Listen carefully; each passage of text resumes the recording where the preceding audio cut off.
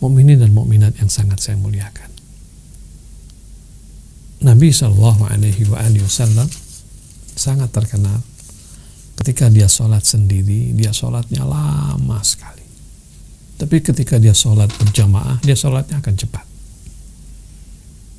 Maka disebutkan ketika Nabi sholat jamaah, sholatnya cepat. Ketika ditanya, kenapa ya Rasulullah engkau cepat sholatmu pada waktu sholat jamaah? Nabi bersabda, aku mempertimbangkan orang yang paling lemah yang ikut berjamaah dengan aku. Tapi kalau Nabi sholat sendiri, Masya Allah, lama Nabi sholat sendiri. Bahkan disebutkan dalam riwayat, Nabi kalau sholat, dia kunut. Ada sebagian riwayat menyebutkan Nabi setiap sholat itu Nabi kunut. Dalam Ahlul Bait alaihimussalam, setiap sholat ada kunutnya. Pada rakaat kedua, sebelum ruku, kunut. Disebutkan dalam riwayat Nabi SAW selalu kunut dalam sholatnya. Dalam riwayat yang ada di dalam kitab Ahlus Sunnah, katanya Nabi selalu kunut, tapi disebut dengan kunut nazilah. Kalau ada masalah saja Nabi kunutnya selalu dalam sholat. Tetapi dalam Ahlul Bait tidak. Kunut tidak wajib, jelas. Tetapi Nabi SAW bagaimana lama sholatnya itu karena kunutnya yang lama. Kunutnya yang lama. Nabi kalau sholat sunnah misalnya di malam hari, lama Nabi sholat itu. Apa yang dia baca? Orang seringkali bertanya, Fatihahnya ya dia baca Fatihah. Surahnya surah apa dia baca? Kok segitu lamanya? Kunutnya yang lama.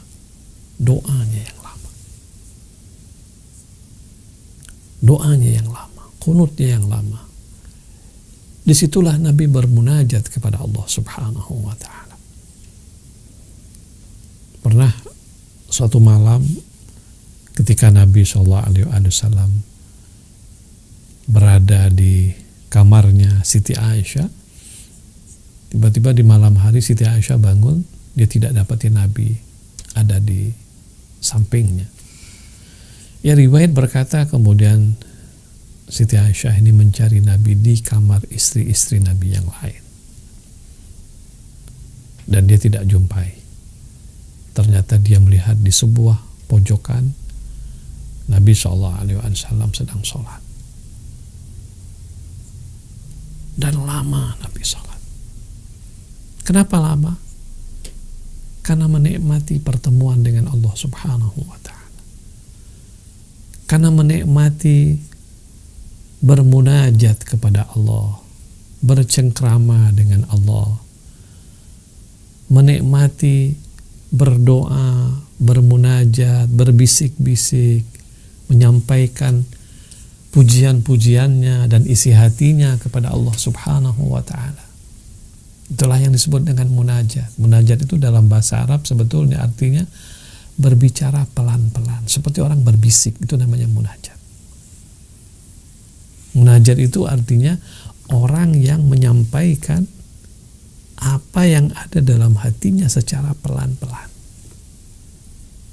Munajat selalu antara dua kekasih. Jarang orang bermunajat dengan orang lain. Bisik-bisik bisa jadi kepada orang lain, tapi kalau sudah kalimat munajat itu artinya dua orang yang sangat akrab. Nah, orang ketika bermunajat kepada Allah seperti dua kekasih. Si hamba ini menyampaikan isi hatinya kepada Allah, pujian dia kepada Allah. Memang mukminin dan mukminat tidak gampang bermunajat. Memilih kata-kata dalam munajat itu sulit. Apalagi kita tidak terbiasa dengan memuji-muji Allah, dengan cara kita mengungkapkan isi hati kita kepada Allah Subhanahu wa ta'ala. Dan karena itu, kalau orang ingin bermunajat kepada Allah, sangat bagus dia merujuk kepada munajat-munajatnya Ahlul Bait alaihimussalam. Doa Sahifah Sajadiyah itu isinya rata-rata munajat kepada Allah. Doa Kumail munajat kepada Allah. Dalam kitab Mafatihul Jinan ada 15 munajat Imam Ali Zainal Abidin.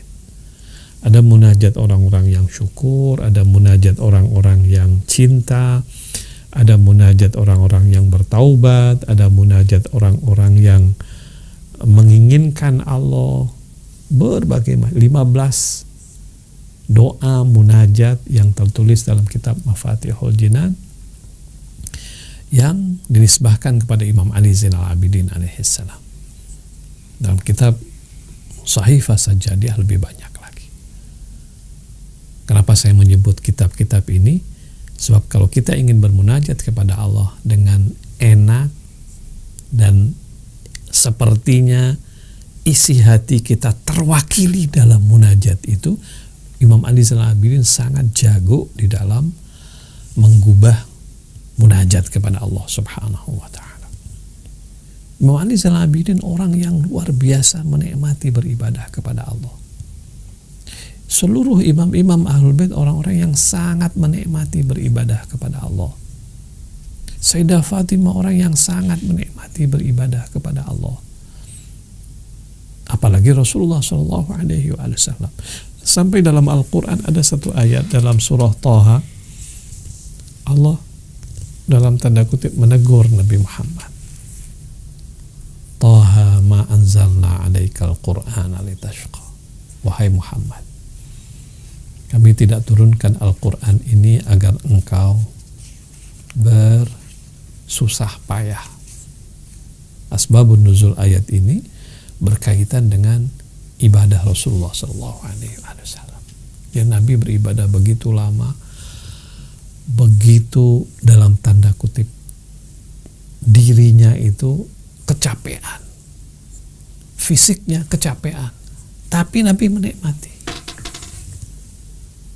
Fisiknya tidak mampu mengimbangi jiwa Nabi yang ingin lebih banyak, yang ingin lebih menikmati Allah Subhanahu wa ta'ala. Jiwanya lebih berat, tapi fisiknya tidak mampu. Sampai katanya Nabi sakit, kakinya bengkak katanya, saking banyaknya berdiri, saking banyaknya ruku dan sujud. Lalu kemudian Nabi SAW ditegur oleh Allah. Ditegur di sini bukan dalam pengertian salah, sekedar sapaan, teguran Allah yang penuh dengan kasih sayang. Allah berkata, Thaha ma anzalna alaikal Qur'ana litashqa. Wahai Muhammad, Thaha nama Muhammad, kami tidak turunkan Al-Quran ini agar engkau bersusah payah. Suatu hari salah seorang dari istri Nabi SAW ketika melihat Nabi begitu banyak beribadah kepada Allah, malam harinya dia habiskan begitu banyak waktu untuk beribadah kepada Allah, istrinya berkata, bukankah Allah telah mengampuni seluruh dosa-dosamu yang lalu dan yang akan datang? Maksudnya engkau suci wahai Muhammad, gak ada dosa. Sekiranya engkau punya dosa masa lalu, sekiranya engkau masa depan juga engkau punya dosa, Allah sudah ampuni. Dalam Al-Quran ada ayat yang berbunyi seperti itu. Inna fatahna laka fatham mubina liyaghfira laka Allahu ma taqaddama min dzambika wa ma ta'akhkhar. Nah, sang istri ini dia berkata kepada Rasul begitu, bukankah Allah sudah ampuni seluruh dosa-dosanya? Apa kata Rasulullah? Afala akunu abdan syakura. Bukankah aku ini harus menjadi hamba yang syukur sama Allah Subhanahu wa ta'ala? Bukankah aku ini harus menjadi hamba yang syukur kepada Allah? Ingat, dalam Al-Quran, kalau hamba itu bersyukur kepada Allah Subhanahu wa ta'ala, sesungguhnya dia itu syukur kepada dirinya sendiri. Maksudnya dia memperbaiki dirinya sendiri. Orang kalau lupa sama Allah, Allah akan melupakan dirinya. Tapi orang kalau ingat kepada Allah, Allah akan ingat kepada dia. Dalam hadis qudsi dikatakan begitu, kalau engkau ingat kepada Allah dalam keadaan engkau sendirian, Allah akan ingat kepadamu saat nanti engkau sendirian. Subhanallah. Kalau seorang hamba dalam keadaan dia sendirian di tengah malam, kemudian dia menghadap Allah, dalam keadaan dia sendirian dia ingat kepada Allah. Allah berjanji akan mengingat dia saat nanti dia sendirian. Kapan dia sendirian? Allahu Akbar. Ketika dia berada dalam liang lahatnya, dia akan merasa kesendirian yang luar biasa. Ingin Allah ingat kita saat nanti kita sendirian, ingatlah Allah saat-saat kamu sendirian. Nabi SAW sampai berkata begitu kepada sang istrinya, afala akuna abdan syakura. Bukankah aku harus menjadi hamba yang syukur kepada Allah? Subhanallah. Apabila orang menjadikan sholatnya sebagai cahaya mata hatinya, sholatnya adalah qurratu ainnya, senang dia dengan sholat, maka pasti dia akan menikmati saat dia sendirian. Bukankah dua kekasih paling suka menyendiri? Tidak ada orang ketiga yang mengganggu. Begitu orang ketika kasih-kasihan, orang saling mengasihi, dia paling suka menyendiri, mencari tempat yang sepi, tidak ada orang lain mengganggu, bahkan bisa jadi dia akan pergi ke sebuah pulau yang tidak ada siapapun. Kenapa? Karena dia merasa ketika dia bersama orang yang dia kasihi, dengan kekasihnya, dunia tidak ada apa-apanya. Mau dunia perang, mau dunia ribut, mau dunia gempa, mau dunia apapun, tidak akan pernah mengganggu. Kenapa? Karena dia bersama orang yang dia kasihi. Subhanallah, itu adalah manusia yang kita kasihi. Jiwa kita bisa begitu. Bayangkan bagaimana kalau yang kita kasihi itu adalah Allah Subhanahu wa ta'ala. Allahu Akbar. Dan itulah Muhammad sallallahu alaihi wasallam. Dari situ kita bisa faham kenapa Nabi sallallahu alaihi wasallam mengatakan qurratu aini as-salah. Mukminin dan mukminat. Jadi memang masalahnya adalah ada dalam hati ini. Masalahnya ada dalam jiwa kita. Itulah kenapa Imam Ja'far as-Sadiq alaihi salam mengatakan, فَإِذَا دَخَلْتَ فِي صَلَاتِكَ فَعَلَيْكَ بِالتَّخَشُّعِ وَالْإِقْبَالِ عَلَى صَلَاتِكَ. Kalau engkau masuk ke salatmu, pertama-tama khusyuk dan engkau betul-betul menyambut salatmu. Penuh hati menyambut dan melakukan salatmu dengan sungguh-sungguh. Mukminin dan mukminat, dalam Al-Quran ada ayat ketika Allah menyebutkan tentang orang-orang yang beriman, Allah mengatakan qad aflahal mu'minun alladzina hum fi salatihim khashi'un. Telah selamat orang-orang mukmin yang mereka khusyuk dalam salatnya. Khusyuk artinya sekali lagi bukan fisiknya yang mantap, bukan matanya yang tidak kesana kemari, bukan fisik. Khusyuk itu adalah yang berkaitan dengan hati. Hatinya yang mantap. Hatinya yang sepenuhnya dia dedikasikan untuk yang dia kasih.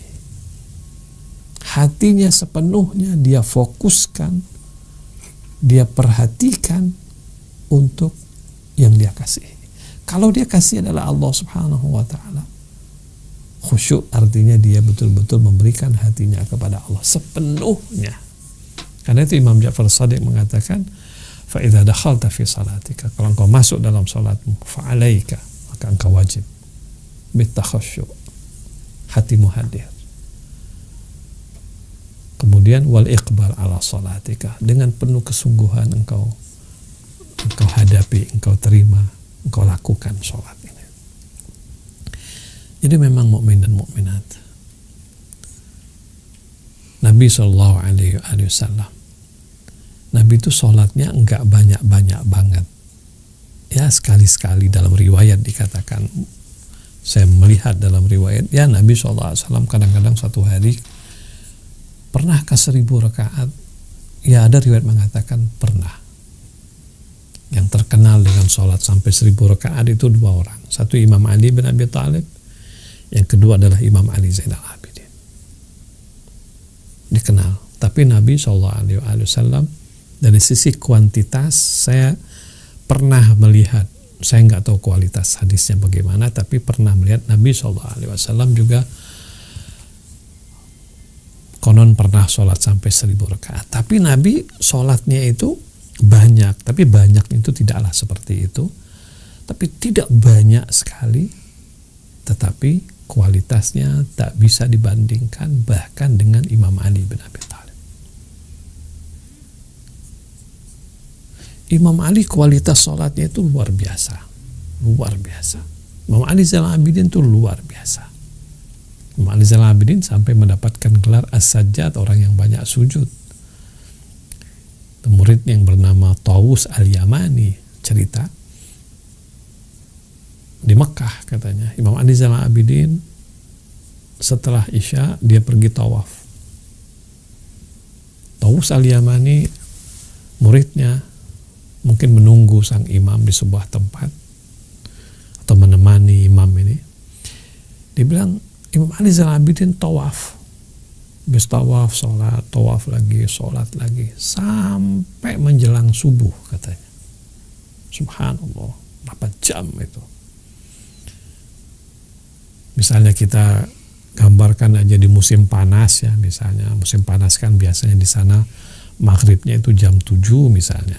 Katakanlah dia mulai tawaf katakanlah jam 9 misalnya, sampai subuhnya jam 4. Tawaf, sholat, doa, nangis gitu. Tawus Al-Yamani berkata, sampailah menjelang subuh, tiba-tiba aku melihat Imam Ali Zainal Abidin alaihi salam berdoa, kemudian dia sujud dan seterusnya, sampai kemudian dia jatuh pingsan. Tawus Al-Yamani bilang, aku datang, aku pangku Imam Ali, aku letakkan katanya kepala Imam Ali ke pahaku sambil aku menangis, sampailah aku meneteskan air mata dan tetesan air mataku jatuh ke pipinya Imam Ali Zainal Abidin. Bangun Imam Ali Zainal Abidin. Ketika bangun, dia berkata, siapa yang mengganggu aku dari Tuhanku? Manilladzi yashghuluni an Rabbi. Tawus Al-Yamani bilang, ya Imam, ini aku Tawus Al-Yamani. Aku khawatir engkau wafat ya Imam. Sudahlah ya Imam, bukankah datukmu adalah Rasulullah, bukankah ayahmu adalah Al-Husain Syahid, datukmu Ali bin Abi Thalib, ibumu adalah Fatimah Zahra. Sudahlah ya Imam, jangan kau sengsarakan dirimu ya Imam. Lalu dijawab oleh Imam Ali Zainal Abidin, ya Tawus, jangan kau sebut-sebut mereka. Kelak nanti di hari kiamat Allah tidak akan panggil orang dengan siapa kakeknya, siapa ayahnya. Hari itu adalah hari di mana tidak ada orang dipanggil anak siapa, tapi orang akan dipanggil satu persatu dirinya. Begitu kata Imam Ali Zainal Abidin. Artinya Imam Ali Zainal Abidin adalah contoh orang yang luar biasa kualitas ibadahnya, tapi dibandingkan dengan Rasulullah SAW tidak ada apa-apanya. Kita nggak bisa misalnya mencari satu kata yang bisa menggambarkan bagaimana ibadahnya Nabi SAW. Sampai ada sebuah hadis berkata begini, Nabi ketika masuk sholat itu dia berbeda saat dia di luar sholat. Di luar sholat dia seperti manusia, tapi kalau sudah masuk waktu sholat, dia adalah seorang Muhammad yang berbeda saat dia sebelum sholat. Dia adalah Rasulullah, dia adalah kekasih Allah Subhanahu wa ta'ala. Dia adalah orang yang benar-benar tahu bagaimana berdiri di hadapan Allah Subhanahu wa Ta'ala. Nah, mukmin dan mukminat yang sangat saya muliakan, ya waktu kita sangat terbatas ya. Jadi saya hanya ingin kita coba belajar bagaimana kita bisa meniru dan mengikuti junjungan Nabi kita Muhammad SAW dan para imam ma'sumin alaihimussalam dalam hal ibadah mereka, dalam hal munajat mereka. Tadi saya katakan kuncinya sebetulnya dalam hati ya. Kuncinya pada hati. Hati yang luar biasa bisa memberikan sebuah kualitas dalam sholat kita, dalam munajah kita. Kalau sekedar membaca dalam bentuk verbal, hatinya tidak hadir, tidak ada kecintaan dalam hatinya, tidak ada penghayatan dalam hatinya, berguna juga, bukan tidak berguna. Menjalankan ibadah itu berguna, tetapi tidak akan punya kualitas yang tinggi. Karena kita lihat orang-orang yang membunuh Imam Ali, misalnya orang yang rajin sholat juga, Abdurrahman bin Muljam pembunuh Imam Ali itu terkenal orang yang di malam harinya itu suka sholat tahajud, siang harinya puasa. Kalau dia baca Al-Quran suaranya mendayu-dayu, hafal Quran. Yang membunuh Imam Husain di Karbala begitu juga, membunuh Imam Hasan begitu juga. Tapi ya sholatnya tidak merubah dirinya. Sholatnya hanya sebatas verbal saja. Doanya hanya pada sebatas verbal saja.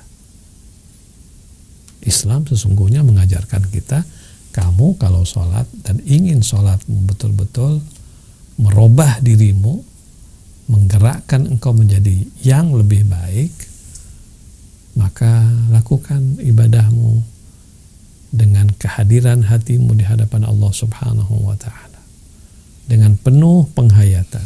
Karena itu kenapa sholat yang seperti itu menggerakkan, maksudnya menghidupkan. Allah sampai mengatakan, inna sholata tanha anil fahsyai. Sesungguhnya sholat itu bisa mencegah orang dari berbuat keonaran. Artinya sholat itu kalau betul-betul berkualitas, orang akan menjadi orang soleh. Orang akan menjadi orang baik kalau sholatnya betul-betul menjadi qurratu ainnya. Mukmin dan mukminat, saya mohon maaf tidak bisa mengulas lebih jauh lagi, walaupun sungguhnya sangat panjang ya. Kita minta usulan juga dari Anda, bisa usul misalnya di chattingnya, kalau memang ingin pembahasan ini kita lanjutkan, nanti kita lanjutkan, karena pembahasan seperti ini sungguhnya panjang ya. Tapi waktu kita terbatas, apalagi ada tanya jawab, jadi mudah-mudahan sedikit yang kita sampaikan ini akan bermanfaat bagi kita semua. Amin ya rabbal alamin. Wassalamualaikum warahmatullahi wabarakatuh.